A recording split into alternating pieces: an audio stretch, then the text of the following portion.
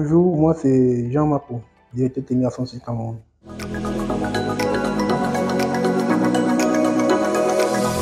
C'est tout mécanisme et système qui consiste à porter de l'eau à la plante.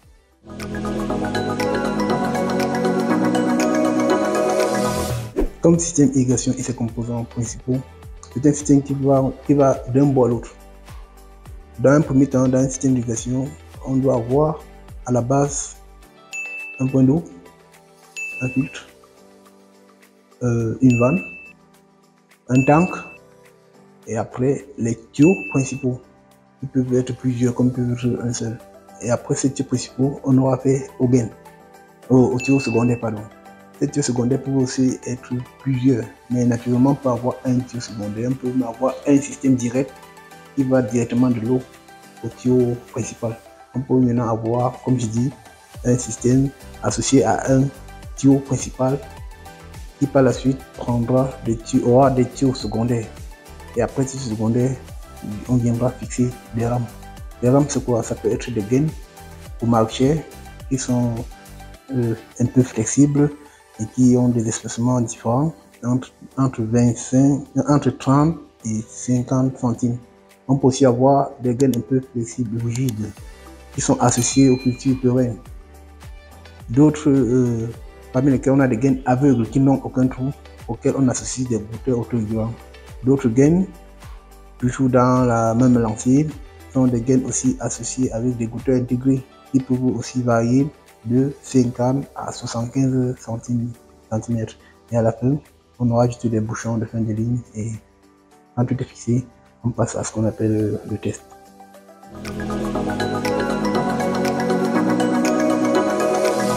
Il est déjà pris dans la planification d'une système d'irrigation. C'est simple. Vous savez qu'on ne peut pas irriguer un champ sans eau. Donc le point fondamental d'abord c'est l'eau. Une fois qu'on a l'eau et qu'on est rassuré, on part maintenant dans la morphologie du site. On cherche à voir si le site est en pente, si le site est plat. Et une fois sélectionné cela, on passe un peu à l'étude du sol qui se fait naturellement à l'œil nu. Et là maintenant, on passe à la préparation du site pour attendre l'installation du système.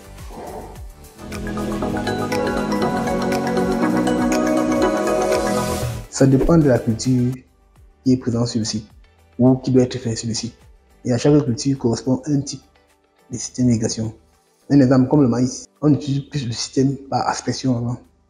Un truc comme le maraîcher, les tomates, c'est le goutte à goutte.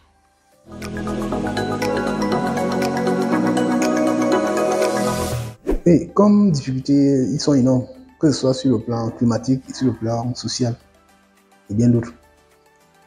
Nous sommes dans un pays en miniature, le Cameroun. Ça gorge presque tous les climats. Et quand on dit irrigation, on a tendance à aller dans les zones qui sont naturellement arides. Par exemple, dans le nord, les climats là-bas ne donnent pas... c'est pas facile quoi. Là, il faut s'adapter. Dans la majeure des cas, dans toutes les régions du nord, c'est difficile. Le climat est extrême. Les températures atteignent facilement les 38 à 40. Et quand il fait chaud à midi, c'est difficile. Par contre, en ce qui concerne le volet social, non seulement on assiste aussi d'abord au sabotage. Le sabotage. Et de deux, le fait de ne pas suivre les instructions données par l'installateur, par l'ingénieur qui installe. Et l'autre point aussi qui est très sensible, c'est la main d'œuvre. Les gars ne veulent pas travailler. Donc ça fait en quelque sorte, en grosso modo, les différents problèmes auxquels est lié l'installation des systèmes d'irrigation.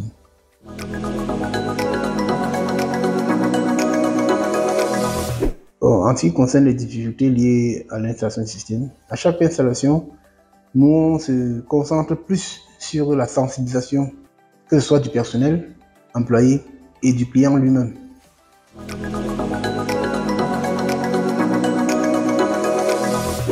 En ce qui concerne les étapes principales d'un système d'irrigation quand on est sur le terrain, la première des choses, c'est repérer les dimensions qui ont été prises en avance et repérer le point d'eau.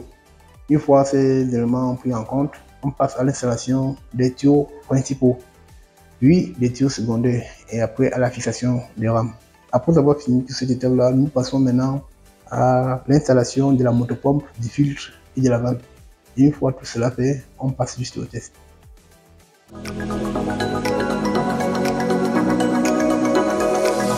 Toujours, il y a toujours des recommandations à faire parce que si tu installes un système, bouche bée, tu repars. Ce qui est sûr, on va t'appeler après pour dire que tu as fait n'importe quoi.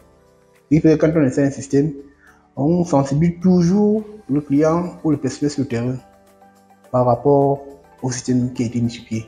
On leur montre comment nettoyer les filtres, comment puger les tuyaux, et leur dit ce qui arrivera s'ils ne respectent pas ce qui a été fait. Si par contre nous sommes dans un système installé, nous sommes en train d'installer un système dans une zone boueuse et les rames sont mal mises, ou bien ils ont mal mis les rames après moi. Une fois que le goûteur aura fini son travail, avec le soleil qui sortira le lendemain, les goutteurs vont se sécher. L'eau ne pourra plus couler. Et là, on va faire recours à l'entreprise en disant que c'est l'entreprise qui a mal fait son travail. Pourtant, c'est le sabotage qui a été fait au champ. L'autre point aussi qui est sensible, c'est toujours demander aux employés et aux clients de veiller à ce que l'eau soit de bonne qualité pour éviter d'endommager le système dans l'ensemble.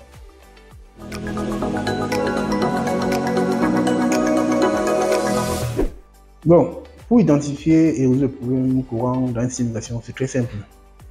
Il y a d'abord la motopompe. Si on a un système d'irrigation qui est commandé par une motopompe, on peut avoir une motopompe défaillante. De deux, la motopompe peut être bonne, mais on a ce qu'on appelle souvent la baisse de pression.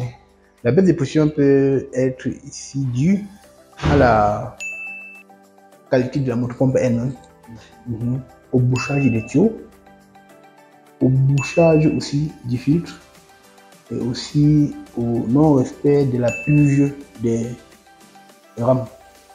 Parce qu'à chaque moment, il faut toujours vérifier tous ces éléments pour avoir un système en bon état.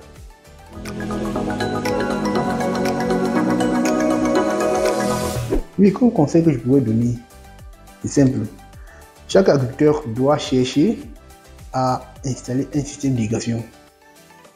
Parce que de nos jours, on ne peut plus suivre le calendrier météorologique. Nous assistons à des périodes où les saisons ne se suivent plus. Il y a décalage. Et généralement, ces agriculteurs-là ont des problèmes parce qu'ils échouent à la plantation, comme ils réussissent à la plantation. Ce qui fait que pour moi, pour pallier à ça, chacun doit avoir un système d'irrigation pour éviter d'être buté à ce genre de problème.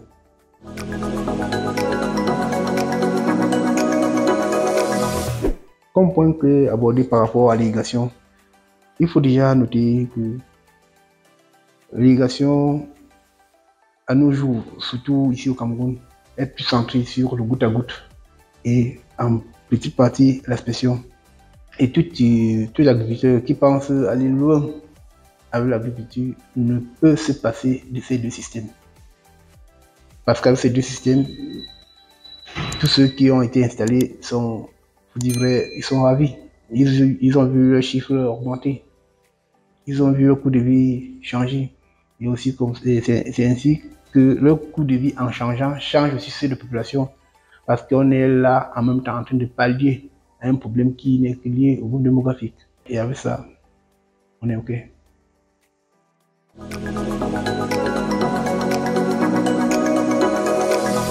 Bien sûr, comme je l'ai tantôt dit dans une de vos questions ici, nous avons un problème qui est lié au climat.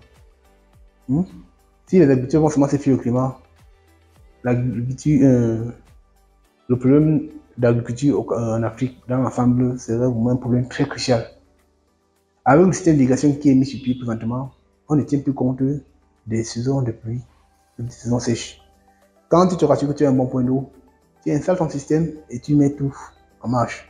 Et avec ça, on peut facilement pallier le problème de boom démographique. South